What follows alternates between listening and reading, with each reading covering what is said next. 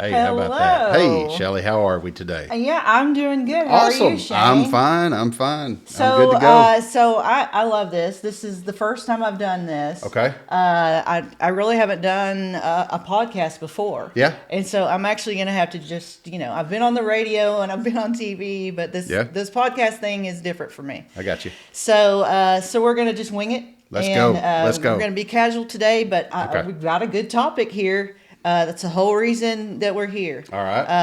I wanted an excuse to do a podcast, and this is a really good one. What we're talking about with Shane Knight. Now you're the president and CEO of the Bryant Chamber of Commerce. the Greater Bryant Chamber Yes. of Commerce, because Yes. it's not just Bryant; Right. it's surrounding areas. Okay, and of course I'm Shelli Poole from MySaline.com. And so here's what we want to talk about. I heard, I don't know, maybe last week, maybe about a week ago. Just a little rumor on the street. Yeah, just it popped up, and I was like, "Whoa, what's that about?" I've yet to write an article about it because I wanted to just come and talk to you in person about it. Sure. And get all the ins and outs. And it's a project that and I'll ask you about it, but it's an event venue. It's been compared to one in Northwest Arkansas, and it sounds like something that could bring live music to town like we've not seen. Right. So tell us about just Where it began. basically about the project. Okay. Where this idea come from? Okay. How did this start? So when I became president of the chamber, the city has an agreement with the chamber to enhance economic development. Okay. And part of my plan when I was sitting down looking at this was what I call an apex project. Bryant needs, Saline County needs that domino effect project, that one project that sets everything into motion. And then you look at the demographics of Bryant, you look at the socioeconomic status, you look at the lifestyles, you look at the age group. Bryant demographically is 2 years, just a touch over 2 years younger than any other Class A cities when it averages out in age. We're around 35 to 36 years old, average age in Bryant. So we're a younger group. You look at all of that, and I start, okay, what can I go after? Is it industrial? Is it medical? What can I go after to generate revenue for the city, long-term revenue for the city, provide an outlet for the residents? They need something. What are they going to do? And then also, Shelly, that project that Bryant can hang its hat on and say, this is what we have. This is what we do. So I met with some contractor friends of mine. These contractors were involved in the construction and the expansion of the Arkansas Music Pavilion, what we call the AMP in Rogers. Right. And I cashed in some phone calls and got a seat at the table with the Walton Arts Foundation. I said, how does this work? What do you do? And I want to bring this to Bryant. I want to bring an amphitheater, a concert venue to Bryant. And they said, Shane, man, this is great. Central Arkansas is ready for one, but here's what you got to do. Here's the footprint. So parking, the size of the facility, all of that, you're going to need this kind of space. And I was looking at roughly 30 acres. There's only 3 commercial properties in Bryant that fits that footprint. We went over to Raymar, the Raymar exit over there. Right. And we took a look at that. We took a look at the parkway, and land, Shelly, was going between $906,000 an acre to $265,000 an acre. Okay, that's not chump change. Not chump change. No. So I found some land. It sits at the first roundabout on Alcoa in Bryant city limits. It is directly next door to the old First Electric Cooperative facility. Okay. Behind Target, that area. So Right. between Alcoa and Mount Carmel. All right. Okay. Did some research on that property. At one point in time, it was actually under contract to be a car dealership. So it's always intended to be a commercial corridor Okay. through there.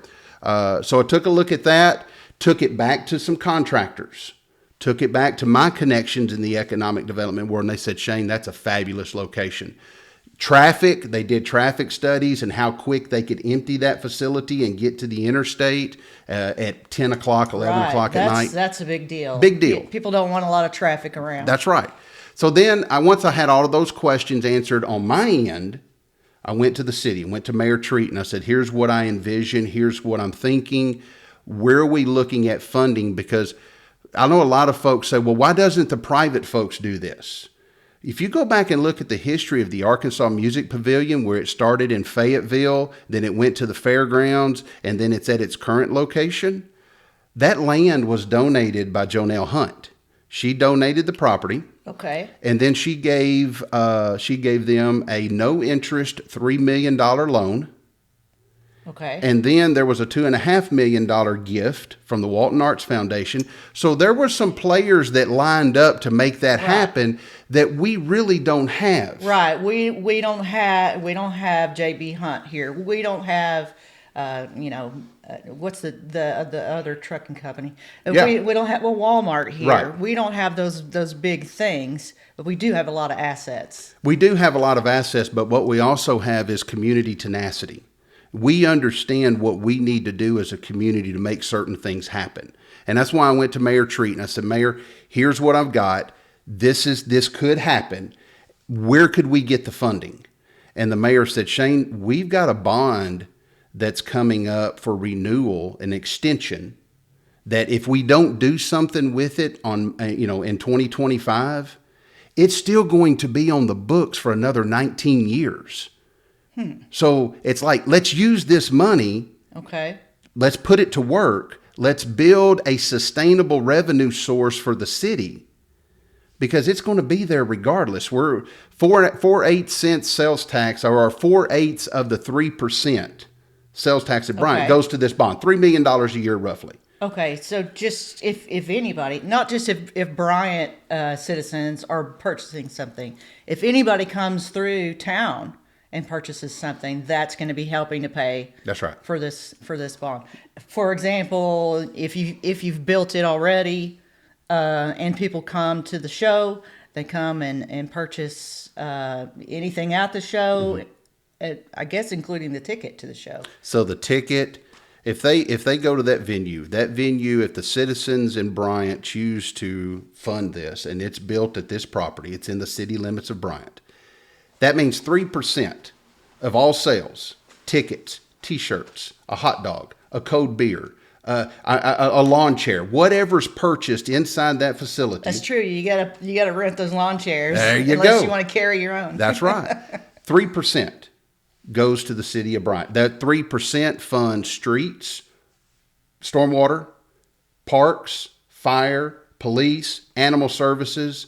The whole gamut of the city operations comes from that 3% sales tax. Okay. So potentially, let's say, some artist wants to come through town. The people that book them are looking for where are the venues? Right. Where can we put them? That's not going to cost a lot of money. That's going to have a lot of people come. It's in an area where there's lots of traffic, or not traffic, but lots of people. And we've got, we used to say, oh no, Interstate 30 came right through our neighborhoods. It's split. You'll have a street that's the same name on both sides of the interstate because it used to go through. Right. And we lament that sometimes, but other times the interstate can work in our favor. Oh, that's a great point, Shelli. So you in economic development, you play to your strength. And one of our strengths as a community, as a county, is Interstate 30. And when I was proposing this site to some folks in Northwest Arkansas, and also a management company that has interest in running this facility and making it lucrative for the city of Bryant. Okay, so you're not looking to have like people from the Parks Department running this? No. It's my conversations with Mayor Treat. His team has been fabulous in working through the nuances of this project. The city will own the property. The city will own the facility. But we will have an outside management company that knows the entertainment industry and who has a purpose of maintaining the bookings, keeping it full, keeping great acts, great opportunities coming. And I'll share this with you. My conversations in Northwest Arkansas with management companies, they see this venue hosting anywhere between 45 and 55 shows a year. Okay. And those shows are across all age ranges, from kid shows to corporate events. Okay. And they say, Shane, we've been looking for something like this because it fits our pipeline from Nashville to Dallas to Austin, back up to Kansas City through Northwest Arkansas. And if we've got that Central Arkansas venue, it helps us in booking our talent as they come through this part of the country. And we've got some talent that lives right here nearby too. Some national talent. That'd be a great kickoff to have a concert there. I went to, and I'm not saying this could happen. I'm just dreaming. I'm just spitballing. I've not talked. I'll probably get in trouble for saying this. Is what I'm saying. I just went to a fundraiser 2-3 weeks ago that had a national star that lives around here, and he routinely volunteers his time for this fundraiser. And they, the organizers were telling me, you know, it'd be great if we had a bigger venue. Sure. That'd be awesome. So that we could have more people here. And instead of just, you know, we're capped at a certain amount of people, and lots of people want to go. They don't even advertise anymore because it's always sold out. So you think about that. To your point, that's right. This facility, imagine graduation. Instead of it being at War Memorial or Jack Stevens, it's held at the Bryant Amphitheater. Now you're speaking my language, because that's my heart. For years and years, I have the last graduation that I saw that was in the county was when my cousin graduated from Benton High School. It was at C.W. Lewis Stadium, and their feet were in the mud as they graduated, and it was in 2009. And that was it. No more graduations in the county. And of course, Bryant, even at that time, was larger than Benton. And there's no place to hold them all. Right. Yeah, you can hold the students, but not their parents and their brothers and sisters and their grandmas and everything like that. And what happens after they graduate? They go out to dinner in Little Rock. Yes. They don't go to dinner. Yes. They don't come back here to go to dinner.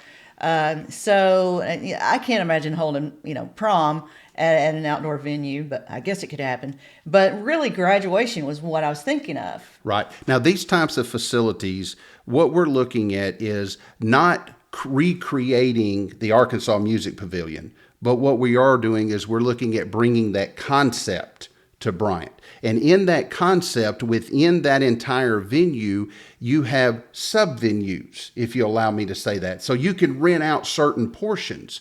So the Arkansas Music Pavilion, they also have in the back part where you can rent for private parties. So you could have a graduation situation there. You could have a corporate event, a business event, local things. And one of the benefits of the city of Bryant owning the facility is there has to be portions available to the general public, to the schools, to local businesses to be able to rent this facility because it is a city-owned facility. Gotcha. Okay. Well, and the city could have their own Yes, they could. events there. Right. Okay. So I have a couple of just like questions about how this would work. Hold on just a second. Hey, Ryan, where did you go? I feel like my microphone needs to be here instead. I know we're editing this, so that's why I'm yelling. Okay. Where did he go? Here, I'm just going to move it. Go ahead and move I'm it. just going to move it. This is one of those It editing needs to moments. go. Yeah. Oh, we're supposed to clap when no lights went out. Cut. There's a sandbag on this, but I think this is going to be better. You got it? I don't know. I've probably completely messed it up. Oh, no, I think we're good. Hopefully it doesn't fall down in a minute. Got you. Right. So, Questions. Shane, I have questions about it. Okay. What needs to happen for this project to come to life? What's the first step, like the next thing in line that you have to make happen before this can continue? So just know this, that there has already been some initial engineering looks at this property. They've looked at, it's not in a floodplain, that's not a flood area. They've looked at the landscape. Companies have come and done their due diligence because Right now, the city is going through what's called a request for qualifications for a construction management team. Okay. The construction management team, when selected by the city, will then begin to work with architects, civil engineers, anyone in their portfolio to build this thing out within budget. Okay. So to Mayor Treat's credit, we know what the dollar amount is in that bond. We know what portion of that bond is going to go to the purchase of the property. That's going to leave a remainder for the construction of the facility. And you are basically dealing with a cost not to exceed. Construction manager, here is your budget. Build us what we need, what we are looking for. You design it, you make it look great.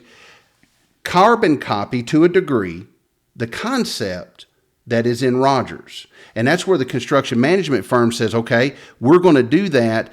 That's step one, construction management team. Secondly is an operations team. Someone with entertainment industry experience that knows their business and knows it well. They will secure that. The city will secure the contractor, secure the venue management team. Then those two entities will work together to design the facility. Okay. Because it's all about the artist and the experience. They want the people to have a top-notch experience. So the layout, the flow, where are concessions at, where are the restrooms at, those two entities will work together. They will come up with a plan, a concept. The chamber will then take that concept and we will begin to promote the passing of the bond in May. Now, Arkansas state law moved special elections to only 2 times per year. You do it in the spring, which is the primary, or you do it in the fall, which is the general. All right. So we have chosen May 13th. I believe that's the correct date. I'll stand to be corrected, but I believe May 13th, 2025. Okay. The reason why... So in May. In May. At least. The reason we chose that date, Shelli, is we have the schools and others that may have some expansion plans that they want to do. And we didn't want to interfere with anything. We didn't want to interfere with the school, the county, the city, whatever they may do in other cities and things. So that's why the May date was chosen. Gotcha. Okay. So it will go on that election. The council, City Council of Bryant, will vote in their December council meeting or a special called meeting, whichever Mayor Treat, the route he chooses, to vote to put it on the ballot to extend the bond May 13th, 2025. Okay, gotcha. So let's see. I've got it. This sounds like a wonderful project. And I personally, I've been to the AMP in Northwest Arkansas in Rogers, and it's a great facility. It's casual. You can either get a seat up front or you can sit on the lawn. Mm-hmm. There's lots of food vendors, lots of merchandise. Mm-hmm. And it was a great experience for me. They also have like restaurants and hotels around. You could stay in that hotel if you're quick enough. You can stay in that hotel and then just walk over and avoid having to drive and park. But there's a couple of people that said, and I'm sure you can already address this. They said, we don't have those things around here. Yeah. There's not. You look at that property. Yeah, we've got a shopping center with Target and that stuff, Five Below and those things. Some restaurants over there, but it's not like Northwest Arkansas. Yeah. And of course, you can't compare us to Northwest Arkansas, but it's something to aspire to. The things that they have. Mm-hmm. So, what would you say to people who say there's not a hotel right there where you can walk over? And somebody even said. It floods around here. Well, I don't know. The flooding, you probably already know the answer to this. We've run some studies on the flooding there. There's a couple of drainage ways, just the natural contour of the land, but it's not in the flood zone. It's not in the floodplain. If it was, First Electric Cooperative would flood. Target would flood. I mean, Gotcha. And I'm not going to get into the nuances of what the definition of flooding is. Okay. Yeah. I leave that to the engineers.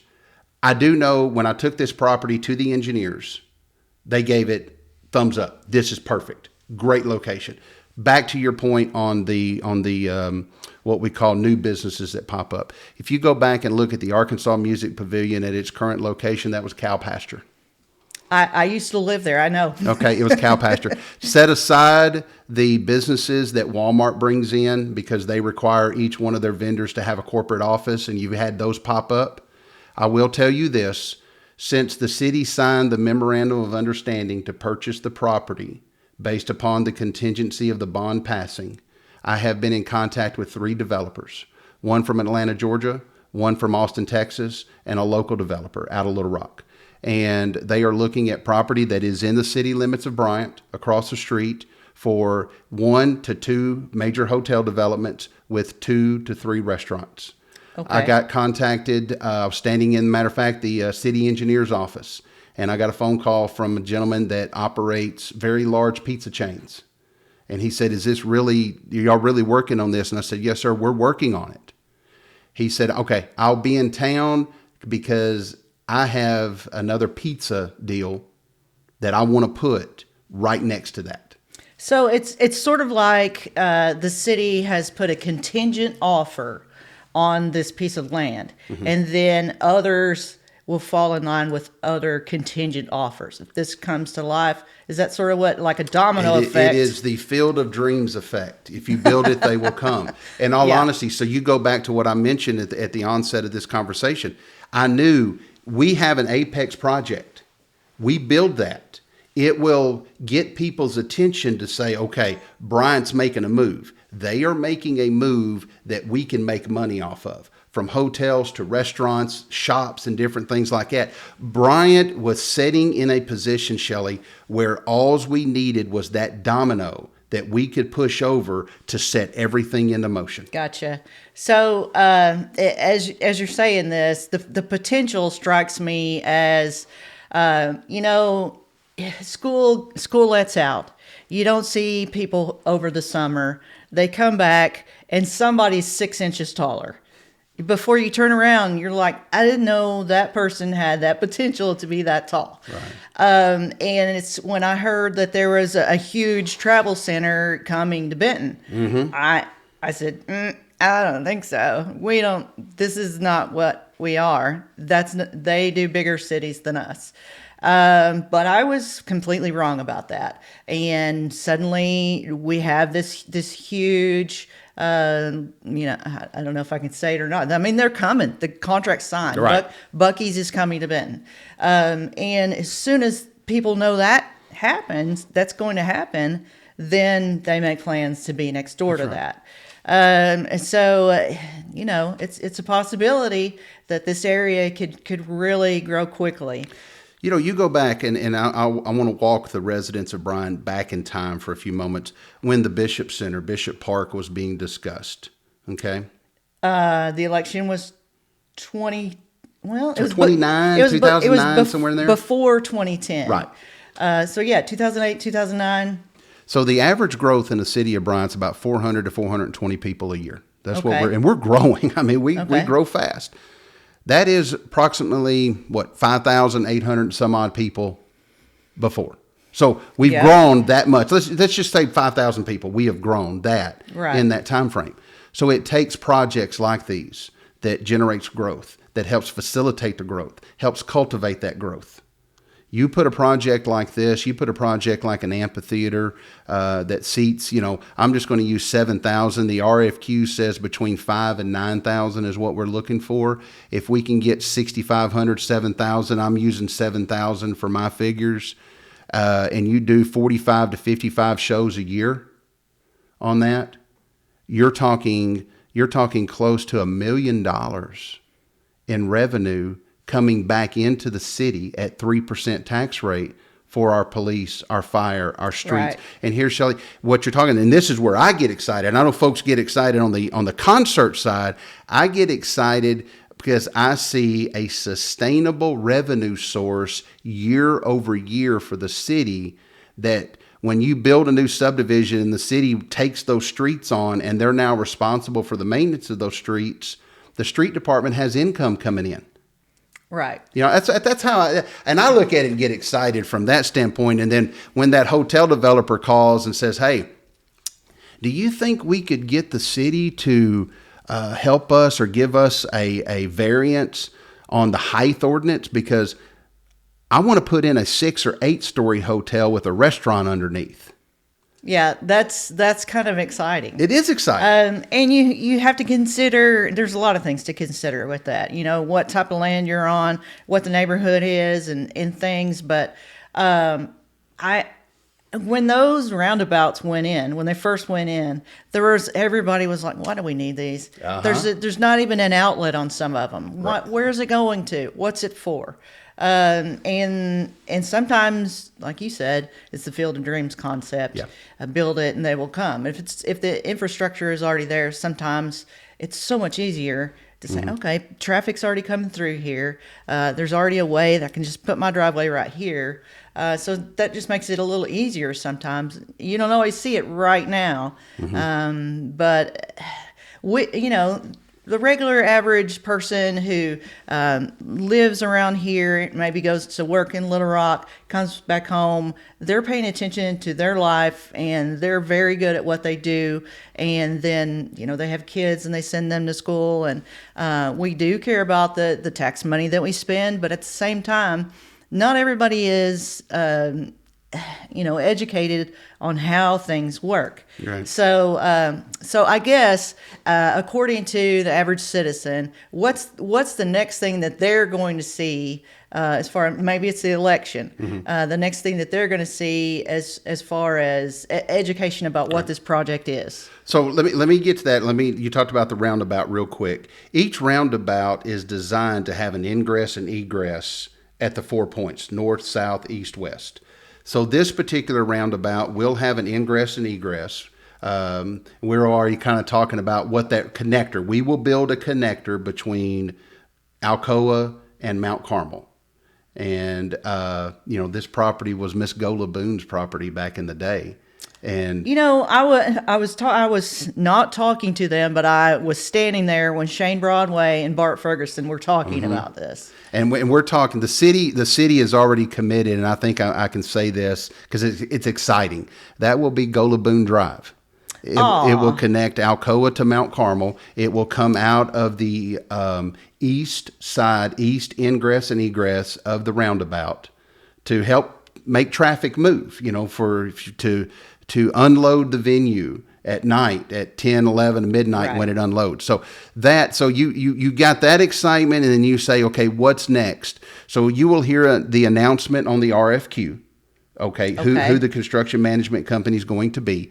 And then quickly after that, you will hear who the management company is going to be. And what we plan on doing, Shelli, is when that time is right, we will have a news conference. The city will have a news conference with the chamber to announce who the contract manager is and who the operator is going to be. Okay. And once you hear that, like I said, those two entities will go to work on the design. They will send the chamber saying this is what it's going to look like. Then the chamber will start promoting. We will start promoting the date of the vote. This is what it's going to look like. Here is your capacity. These are the types of things that we're looking at. So what the residents can expect are the announcement of the RFQ, the announcement of the management company, and then just promotion of passing the bond in May 13th. Okay, let's dream for a second. Okay. Who would you love to come to town? Oh my goodness. So, you're asking somebody that has, number one, never been to a concert. What? Never been to a concert. I don't do concerts. I am an introvert by nature, so I don't do theme parks and I don't do crowds. Oh my goodness. Okay. But whomever, and I have my personal liking on who the management company would be. It's going to be who that management company lines up. But our initial discussions, maybe that local person puts on just because it's got to be big. It's got to be kick it off. Big. Yeah. And this person would make it big. Right. So I kind of tend to want to keep it local. Right. All right. So this local individual, I think their full band. So it's not Johnny Cash, right? I've talked with Shane Broadway on that one, and we tried to work that out, but Johnny is just unavailable. He's unavailable. Yeah, I get it. But yeah, there are lots of people that are from Arkansas or from somewhere else, like Mississippi, Tennessee. Let's just say this. The operator that has helped guide me in what should happen as far as what this facility would be capable of. Shane, here's some numbers you need to look at. Here's the location. Here's parking, the whole bit. They have a nationwide reach. So I would say this, the talent available would be unlimited with this particular management company. Okay. So if somebody's watching this and they have a favorite artist, they need to put it on the wish list, and they need to start talking to that artist about, hey, this could be coming to town. It's a good chance that there's going to be a new venue in Bryant. We'd love to see you here. Yeah. And it might be somebody that wouldn't go to the venue in North Little Rock because it's larger. It might be somebody who's couldn't headline something like that, right? But they could headline something a little smaller. Here's what I learned. I sat down with these folks in Northwest Arkansas, and I got a good education on the entertainment industry. The entertainer likes a sellout. Okay, they want a packed house. Whether it's 5,000, 7,000, or 11,000, they want a packed house. But here's the big thing they really look at. Do I like the venue? Am I comfortable? Do I have the creature comforts for my band and my staff? The amphitheater in Northwest Arkansas has an on-site restaurant, an on-site hotel, all for the entertainer. And they look for those kind of things, because if the entertainer is uncomfortable, I don't like my dressing room. Right. Why would you I'm come not going to back? play it. It doesn't matter if it's a 20,000 seat stadium or a 7,000 seat amphitheater. If the entertainer likes to perform there, they will perform. So what we're going to do is we're going to build a world-class facility at whatever seating level we have within our budget, and we're going to make that world-class to where that entertainer says, if it's 6,800, 6,500, or 7,000, I'll sell it out, but I like to perform there. Yeah. Yeah. That's what we're after. Well, let's end right there. Okay. I know there's a lot more news on this to come. There is. I really appreciate you coming out this morning, Shane. Hey, thank you. Appreciate the opportunity. I always love talking to you, because when we talk about different things that are going on around, sometimes I even tell you something that you didn't know yet. Yeah, this is exciting to me personally, and I know that there's a lot of education that people need before they're excited. And there's still a lot of questions, and I understand the pain of progress, from noise to traffic to everything else that comes with it. I get it. Right. I hear it. But those things pay for other things That's that exactly you really right. want, which is, your infrastructure, your streets, and hey, there's a light out on my street. Can you come fix that? And it's not just let's take that money and do one thing with it. Well, what are you going to do when that one thing is done and the money is out? You've got to have a revenue stream. True. You've got to have sustainability. And that's what this does. That. You got it. So in my mind, though, you were talking about the population numbers. In my mind, more population means you're going to pay off that bond more quickly. Yes. And the more money we can generate, the more folks that come to Bryant, spend money, and then leave. Yeah. That's true. Oh, that's perfect. Drop your money off right here. Just drop it off. Here's your offering plate. That's funny. That's right. Well, it is a growing area, and it has been for a long time. We experienced a boom in the 90s, and it's possible it could really happen again. So sometimes people hit the lottery twice. And we hope that's what will happen. Thanks again, Shane, Thank for coming. you for the time. Appreciate it. Awesome. That's it. Thanks, guys, Thank for y'all, watching. folks.